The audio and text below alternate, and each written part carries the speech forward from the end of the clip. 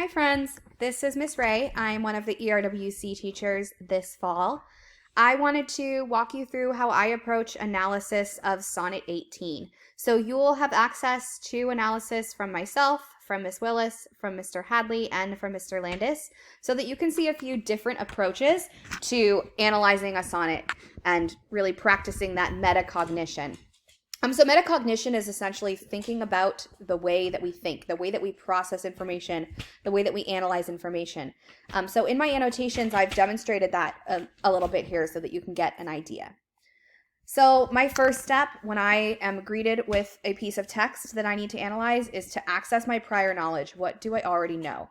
So when I see that I will be analyzing a sonnet, I immediately go into that mode of what do I already know about a sonnet? Well, I know there's a specific structure that an Elizabethan sonnet has, so this is going to follow that structure. So for example, I know we are going to have 3 quatrains and a couplet. So a quatrain is made up of 4 lines, a couplet of 2. So structurally, there's also going to be a question that's posed at the beginning, and then there's going to be a bunch of thought and pontification and wondering about the response to that question. And finally, at the end, I will have an answer to that question. This is how Shakespeare set up his sonnets. So there's kind of a structure that I know I should be expecting already.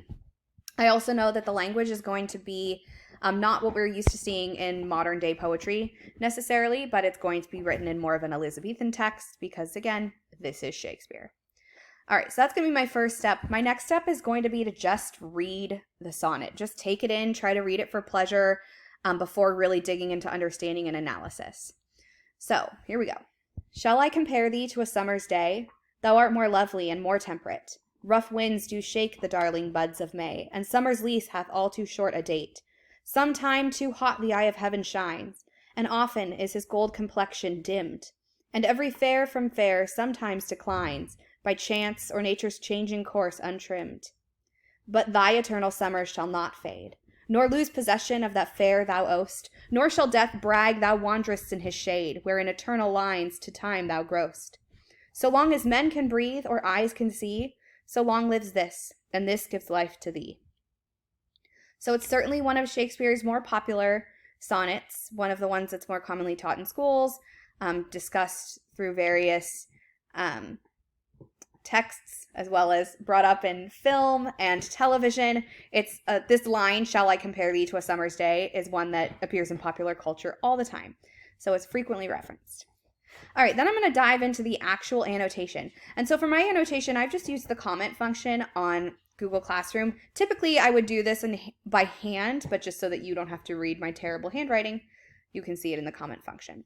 So this first line, shall I compare thee to a summer's day? My first question is, who is thee? Who's being addressed here? I know from my background knowledge of sonnets that the sonnets are written as kind of a conversation, a back and forth between 2 lovers, as opposed to some collections of sonnets, we don't necessarily know who these lovers are, right down to not necessarily knowing their gender, their sexuality.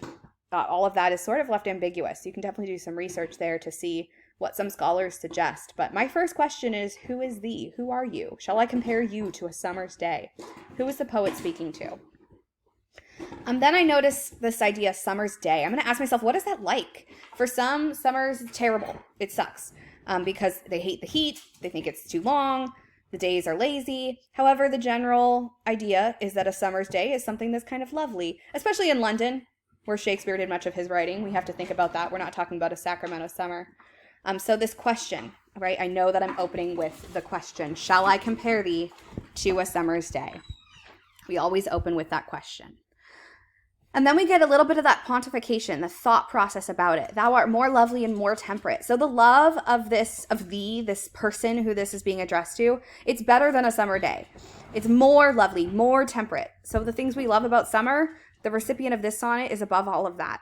So we have a bit of an amorous poem going on here, something that perhaps could turn into love. And then we go into a description about summer itself. Rough winds shake the darling buds of May, and summer's lease hath all too short a date. So the winds of summer, the fact that summer's short. So we have really nice personification here, the lease of summer, right? A lease doesn't last long. You lease a house, you lease a car. It's fleeting.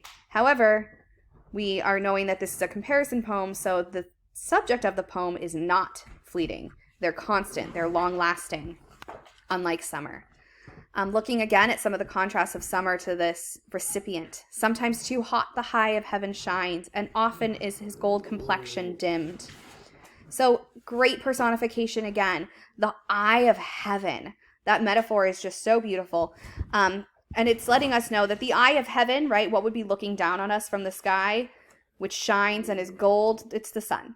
So I can make that that connection here that Shakespeare, big fan of multiple mixed metaphors, and this is not disappointing at all. There's also further stylistic details about the sun. It says, often is his gold complexion dimmed, and every fair from fair sometimes declines. So the sun doesn't always stay hot and beautiful. His complexion gets a little bit dimmed down, right? The sun goes away. The season changes. Summer's really a season of extremes, right? We talk about these rough winds shaking and the hot eye of heaven. There's nothing constant here. So the person who's being addressed, that we get back to, this person the speaker's addressing, is not extreme. They're constant. They're consistent, unlike the ever-changing summer. This also makes me think of the line in Romeo and Juliet in Act 2, Scene 2, where Juliet says, swear not by the moon, the inconsistent moon that monthly changes in her circle orb. I know that this idea of constancy is really important to Shakespeare when it comes to the expectations of lovers. So this is something that we see come up again and again in his writing and in his work. So that's a connection that I was able to make to another text by the same writer. Because although other things sometimes decline by chance and nature's changing course, because of course, nature has to change course. It's the nature of nature. The eternal summer of this lover will not fade. And this follows the ever-important but. Anytime you see but, we know that something important is happening. We're switching the thought process to explain just what it is that the lover does or who they are that makes them the contrast to the summer's day. But is an incredibly important word in literature, in music. It's very important in the world of acting, but it really tells us that we're going to shift the focus here, and we learn exactly what it is. The eternal summer of this lover is not going to fade. So unlike the nature of nature, humanity, life, etc., this memory will never fade. The poet has deemed it so. They're assuring it by putting it in words. So they'll never fade, nor lose possession of the fair thou oats. They'll always be beautiful. Nor shall death brag thou wanderest in his shade. Again, this great personification of death. Right? Death is never going to insist that the lover wanders in his shade. This lover is never going to be taken over by death. When in eternal lines to time thou growest. So this idea, eternal lines, we're getting into the meaning here of the poem. It's the everlasting nature of writing. Like so many other beloved characters, this lover is going to be canonized for all to enjoy. So if you think of other famous characters who've been put down in paper so that we always will have them as part of the narrative of our lives, kind of a who lives, who dies, who tells your story take on the power of writing to give a Lin-Manuel Miranda spin on it. So death can't brag thou wanderest in his shade when in eternal lines to time thou growest. Because you're always going to live in these lines, you can never be taken by death. And then it's kind of the answer to the question, the demand of the poet, his guarantee to that lover. So long as men can breathe or eyes can see, so long lives this, and this gives life to thee. So because that lover's beauty is going to live forever in the poem, as long as people can read this poetry, then the writers captured the subject's eternal beauty throughout these words. It's also a bit of an argument, so we get a little bit of rhetoric here. Shakespeare, as a writer who made his living writing, is giving us a bit of an argument for the power of the written word. Right? If there's something that we need to really stay and it's going to be forever important in the narrative of our world, it needs to be written down because that writing has power because it's something that cannot be erased. It's something that cannot be changed like the summer. So that's kind of how I approach the analysis of a sonnet.